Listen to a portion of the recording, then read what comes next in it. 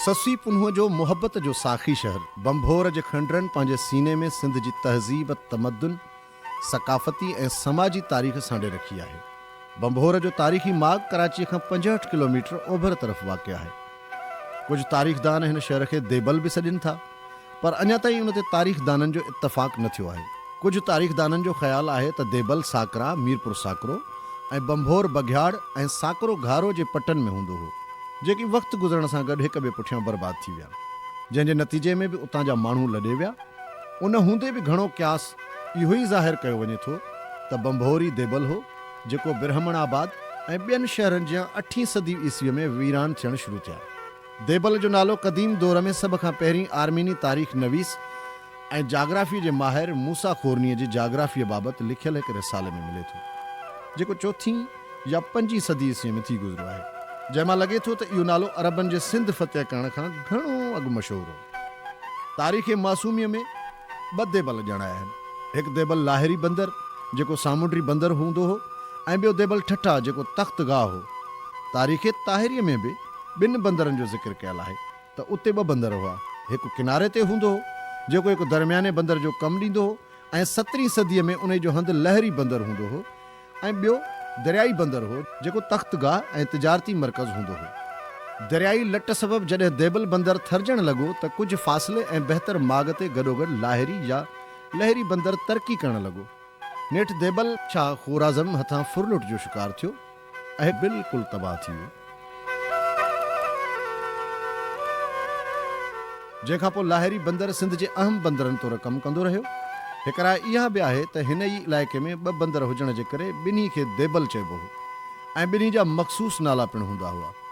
सन 712 में उमवियुनि जे दौर में जॾहिं हिजाज बिन यूसुफ उन जी ख़िलाफ़त जे ओभर वारनि सूबनि जो गवर्नर हो, उन वक़्तु अरब जनरल मोहम्मद बिन कासिम देबल फ़तह कयो, जेको सिंध जो पहिरियों बंदरगाही शहर हो। तारीख़ ते नज़र विझण सां इहा शाहिदी मिले थी त देबल सामुंडी बंदरगाह हो, जंहिंखे 5हीं सदी ईस्वी में मशहूरी मिली।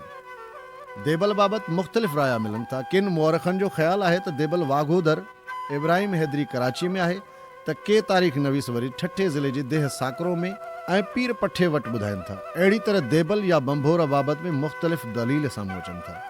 सासानी हुकुमराननि जे अख़्तियार में हलंदड़ ईरानी जहाज़ देबल बंदर में ई हरमज़ खां सेलून, हाणोके श्रीलंका ताईं हलंदा हुआ।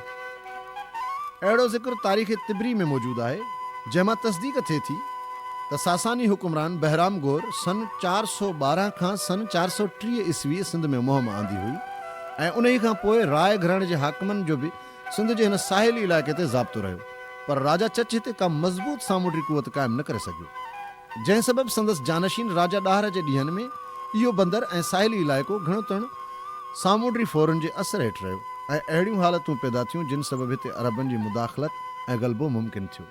अरबनि जे हुक्मरानीअ वारे दौर में देबल आलमी वापार जो मर्कज़ बणिजी वियो, पर 11हीं सदी ईस्वी में उन जी सिंध जे हिकु बंदरगाह वारे शहर जी हैसियत घणी घटिजी वई। तारीख़ ते नज़र विझूं था त पतो पए थो त देबल समुंड खारे ते वाक़िअ आहे ऐं बंभोर जा खंडर पिणु खारे ते आहिनि। अल बैरूनी ईरानी नार खां देबल ताईं जे सामुंडी गुज़रगाहनि जो बयानु लिखंदे लाहिरी बंदर नाले हिकु नए बंदर जो नालो लिखियो आहे, जंहिंमां अंदाज़ो थिए थो त 11हीं सदी ईस्वीअ ताईं देबल जी अहमियत बंदरगाह तौरु घटिजी वई हुई। तबक़ात नासिरी जो मौलिफ़ गौरी हाकिम मोहम्मद बिन साम जे हथां सिंध जी फ़तह जे बयान में इन ई बंदर जो ज़िक्र कयो आहे। चयो वञे थो त 1254 में जलालुद्दीन शाह ख़ुराज़म शाह हिन बंदर ते असर क़ाइमु करे वरितो।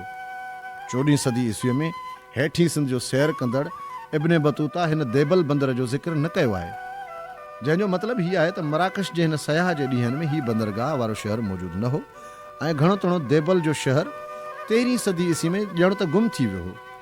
बहरहाल अरबनि, अंग्रेज़नि ऐं मक़ामी तारीख़दाननि जे देबल बंदर जी जाग्राफ़ियाई बीहक जे हवाले सां राय विरहायल आहे। के हिन बंदर खे कराची वटि था बयानु कनि, त के वरी हिन खे ठठे में ॼाणाइनि था। के तारीख़दान देबल बंदर खे ककर बकेरा, त के वरी पीर पठो जे भर पासे में था ॼाणाइनि। कुझु वरी बंभोर खे ई देबल करार ॾियनि था, पर इन हवाले सां अञा ताईं का बि हतमी राय क़ाइमु न थी सघी आहे। अरबनि जे हुकूमती दौर जे शहरनि जी जेका फ़हरिस्त मौजूदु आहे, उन में बंभोर जो ज़िक्र न आहे। उहा फ़हरिस्त अरब जाग्राफ़ीदाननि ऐं तारीख़दाननि जी ठहियलु आहे। कुझु मुहक़िक़ इन ई राय खे इन बुनियाद ते रद्द कयो आहे त देबल बंभोर नथो थी सघे। संदन ख़्याल में बंभोर जुदा सुञाणप वारो देबल जेको हम असर वापारी बंदर थी सघे थो। कुझु तारीख़दाननि जो चवणु आहे त बंभोर जो ज़वाल 13वीं सदी ईस्वी में थियो, जंहिंजा 2 सबब बयानु कया विया आहिनि। हिकु सबब दरिया जो रुख मटाइण ऐं ॿियो इहो त उन ई ज़माने में हिते तमामु वॾी लश्करकशी थी, जंहिंजा निशान बंभोर जे खंडरनि मां मिलनि था। उनखां सवाइ सड़ियल इमारतूं ऐं कोयले जो मिलण बि कंहिं वॾे हमले, फुर, लुट ऐं बरबरियत ॾांहुं इशारो कनि था।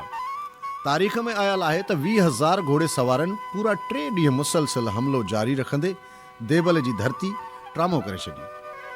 कुझु तारीख़दान लिखनि था त बंभोर 1250 धारे तबाह थियो। सभ खां पहिरीं बंभोर जी खोटराई 1929 या 1930 में क़दीम आसारनि जे मशहूरु माहिर NG मुजुमदार कराई।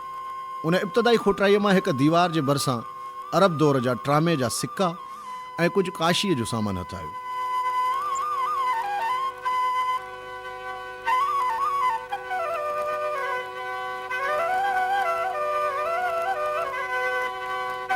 पाकिस्तान जे क़याम खां पोइ 1951 में आसार क़दीमा जे हिकु ऑफिसर लेस्ली अलकाक हिते कुझु वधीक खोटराई कराई, जंहिंजे नतीजे में इस्लाम खां अॻु वारे दौर जा के थांव ठिकर हथ आया, पर खेसि हिंदू ऐं ॿुध मुत जे दौर जो को सकाफ़ती वखर हथ न आयो। उन करे हुन ही नतीजो कढियो त इहो हंधु बहरहाल देबल नाहे।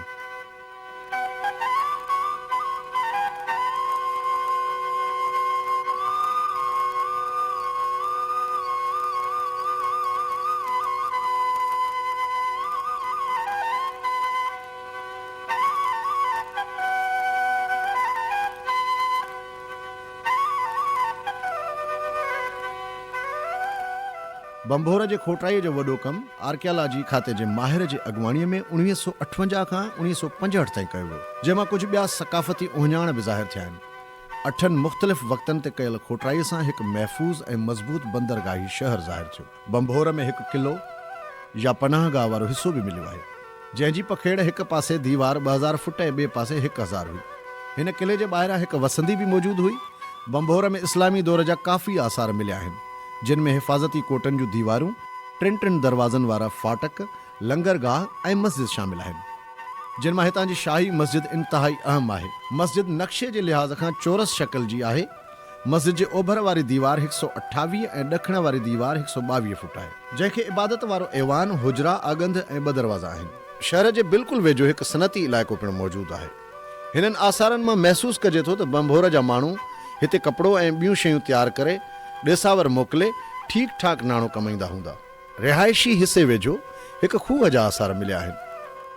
जंहिंखां थोरो ई अॻिते शहर में हिकु बाज़ार जा आसार मिलिया आहिनि, जंहिंमां लॻे थो त हितां जा माण्हू मक़ामी तोड़े ॿाहिरां आयल वापारियुनि सां सामान जी मटा सटा कंदा हूंदा। हिते काफ़ी सारनि दुकाननि, हटनि जे क़ाइम आसारनि मां अंदाज़ो कजे थो त बंभोर शहर जी हीअ बाज़ार उन दौर जी वॾी शाही बाज़ार हूंदी। जामे मस्जिद ऐं हुजरनि खे हिकु नंढी घिटीअ वसीले मिलायो वियो आहे।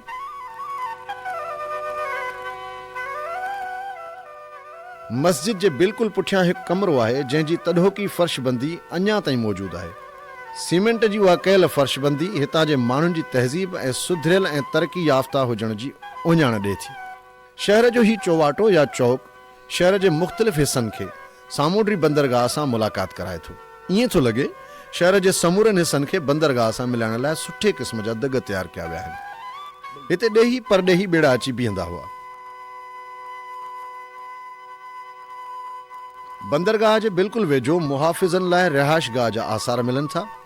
ईअं थो लॻे त बंदरगाह खे धारियनि जे हमले ऐं ग़लति इस्तेमाल खां बचाइण लाइ हिते चौकी क़ाइमु कई वई हूंदी ऐं सिपाही हर वक़्तु हिते मौजूदु हूंदा, जीअं ॾुखे वक़्त खे मुंहुं ॾेई सघिजे। बंभोर मां लधल थांवनि ते थियल नक्श निगारी बि कमाल जी आहे।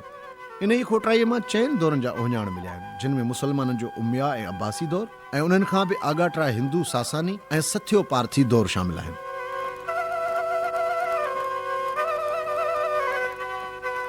खोटराई दौरान ट्रामे जा काफ़ी सिक्का मिलिया आहिनि।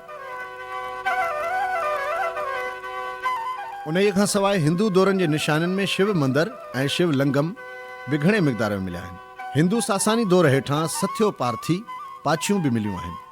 उन दौर जा मिलियल थांव यूनानी थांवनि सां मिलंदड़ जुलंदड़ आहिनि, जॾहिं त हिते हिकु शाही मस्जिद जा आसार मिलिया आहिनि, जंहिं लाइ मुहक़िक़नि जो ख़्यालु आहे त हीअ मस्जिद न रुगो सिंध में बल्कि बरे सगीर जी पहिरीं मस्जिद आहे। जॾहिं त बंभोर जे खोटराई मां मिलंदड़ कुतबा ऐं ॿिए इस्तेमाल जे सामान ते मौजूद कारीगरी बि हिन शहर जे शानदार तारीख़ ऐं क़दामत जी दावा कंदड़ नज़र अचे थी। लाखणी लतीफ़ जे लाज़वाल किरदार ससीअ जो तालुक़ बि बंभोर सां हो, जंहिंजो किरदार जाखोड़, अणथक जिदोजहद ऐं मंज़िल माणण जी मज़बूत अलामत जो मिसाल आहे।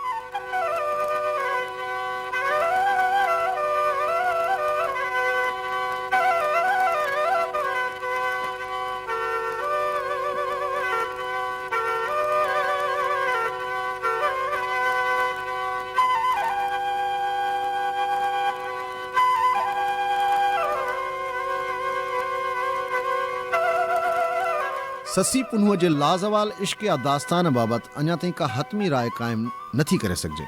तंहिं हूंदे बि जेकॾहिं बलोचनि जो बंभोर में अचणु, दिलू राय जी हाकमियत जो दौर ऐं बंभोर जे तबाही बर्बादीअ वारनि वाक़ियनि ते नज़र विझबी त ॻाल्हि कुझु सम्झ में ईंदी ऐं तहक़ीक़ जो को दगु नज़र ईंदो। तारीख़ में 3 बलोचनि जी हिजरतुनि जो ज़िक्र मिले थो। बहरहाल सदियुनि जे सदाउनि हेठि गूंजदड़ बंभोर सिंध जी अज़मत जो अहिड़ो उञाण आहे, जंहिंमें पुन्हूअ जे भाइरनि पारां खेसि ज़ोरी वापसि वठी वञण ते शाह साईं चयो त हेॾा हाञा थियनि बुरे हिन बंभोर में, जेही जे तेही बान्ही ॿारो चलजी, जेही जे तेही बान्ही ॿारो चनजी, हूजा पाइन पेर में तंहिं जुतीअ न जेही, विसारे वेही तिन केचिन खे कीअं रहां।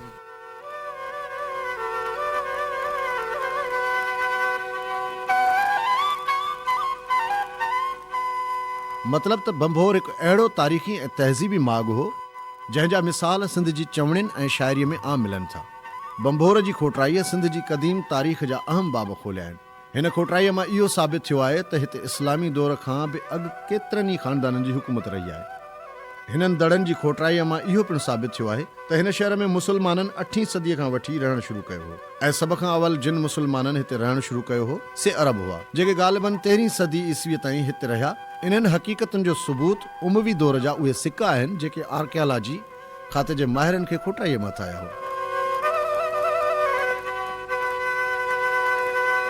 हक़ीक़त हीअ आहे त हीउ शहर मुसलमाननि जे हथां सिंध जी फतेह खां बि घणो अॻु आबाद हो। इन जी साबिती हितां इस्लामी दौर खां अॻु जा मिलंदड़ थांव वग़ैरह आहे ऐं ॿिया उहे बर्तन आहिनि जिन ते अर्धनागिरी ऐं लाड़ी यानी लूहाणकी रस्मुल ख़त में तॾो के वक़्त जी ॿोली लिखत में मौजूदु आहे। हितां कुझु बुत लधा विया आहिनि। उनखां सवाइ हिकु बर्तन ते हिकु नचंदड़ जोड़े ऐं सूरजमुखीअ जूं तस्वीरूं पिणु उकरियल आहिनि। उन्हनि खां सवाइ हितां मिलियल थांवनि जी जामेट्री जी डिज़ाइन जूं शक्लियूं, नक्श, चित्र, गुल, इंसानी ऐं हैवानी खाका ऐं दरियाई पखी, मच्छी, नांग, मोर, हाथी, हरण ऐं किन गुलनि ऐं ॿूटनि जूं शिकलियूं जिन में सूरजमुखीअ जो गुल ऐं कंवल जो गुल, तंहिंखां सवाइ सिज उभरण जो मंज़र वग़ैरह उकरियल नज़र अचनि था। उनखां सवाइ मिटीअ जा थांव, रांदीगा, जानवरनि ऐं इंसाननि जूं मूर्तियूं हिते जे फन ऐं फनकारी जो सबूत ॾियनि थियूं। बंभोर मां लधल सामान न फ़क़ति हिन शहर जी तहज़ीब ऐं तमदुन जी तारीख़ बयानु करे थो, पर इन सामान जे मुताले जी मदद सां वादीअ सिंध जे तहज़ीब ऐं सकाफ़त जी तारीख़ ते चढ़ियल पर्दा हटी वञनि था।